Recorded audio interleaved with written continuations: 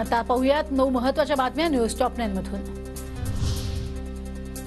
अयोध्येतील राम मंदिराच्या लोकार्पण सोहळ्याला अवघे 7 दिवस बाकी। लोकार्पण सोहळ्याची तयारी अंतिम टप्प्यात। आजपासून 22 जानेवारीपर्यंत अयोध्येत विविध धार्मिक कार्यक्रमांचं आयोजन।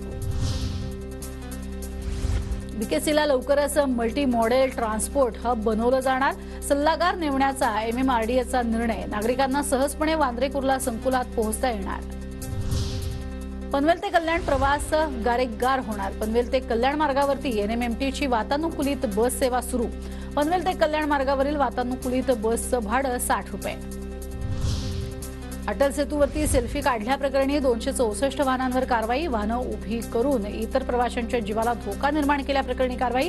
प्रत्येकी 500 रुपयांचा दंड वसूल।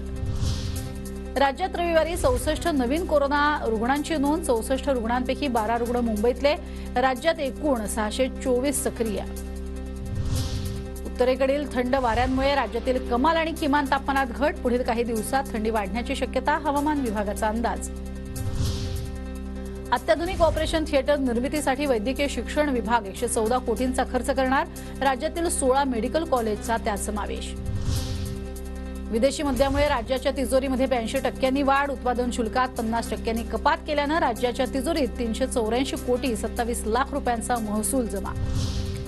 नागपुरात मकर संक्रांतीनिमित्त बंदी असलेल्या नायलॉन मांजावर पोलिसांचा वॉच। नायलॉन मांजामुळे अपघात होऊ नयेत, कुणाला इजा होऊ नये यासाठी नागपुरातील उड्डाणपूल आज बंद।